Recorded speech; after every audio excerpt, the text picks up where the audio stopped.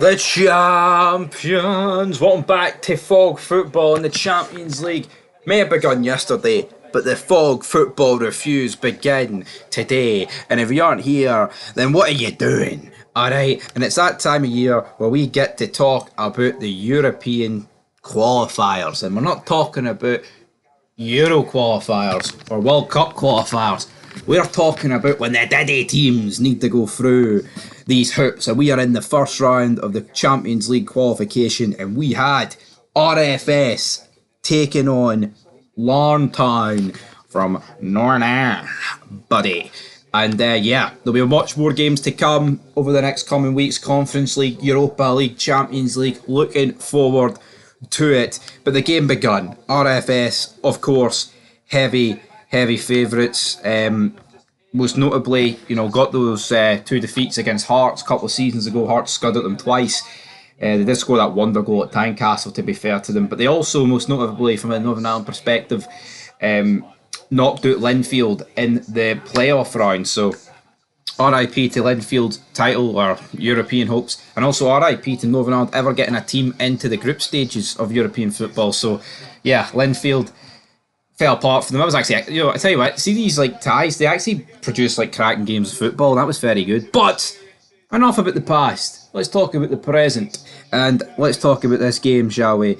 Because RFS opened the scoring on the 15th minute. It was Ikan Jegas, right?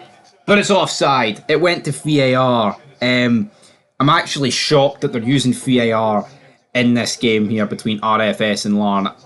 No idea why they'd be using it, to be honest. I say why. I guess it's because RFS have been in Europe. Oh, hiccups. Oh. I guess it's because they've been already in European competition, and therefore it's already installed at their stadium, so it's not much hassle. But I'd be willing to bet big money when RFS come over to County Antrim next week, there's not going to be VAR down at Larne. There'll just be a P&O.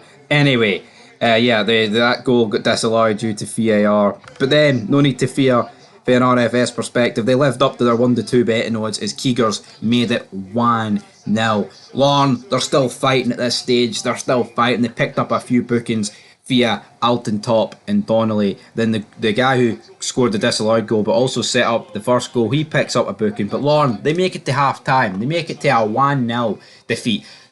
Nothing disastrous at this stage, but it's about to turn disastrous because Baladis, after Panic, whatever you want to call him, plays it straight to him and he makes it 2-0. And you're like, alright, Larne, 2-0 defeat. It wouldn't be ideal, but it keeps the tie alive. There's a hope when you return to County Antrim, not anymore. Alright, because panic stations, panic at the disco, panic at the RFS Risco.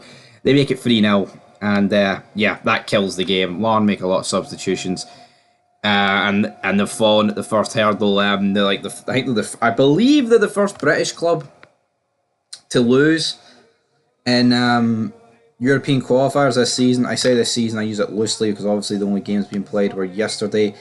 TNS won 3-0. And Shamrock Rovers drew 0-0 with Vikingur Reykjavik. Oh, but they're not British. Yeah, I'm well aware they're not British. Alright, it's God Save the King just comes on for the England-Holland game.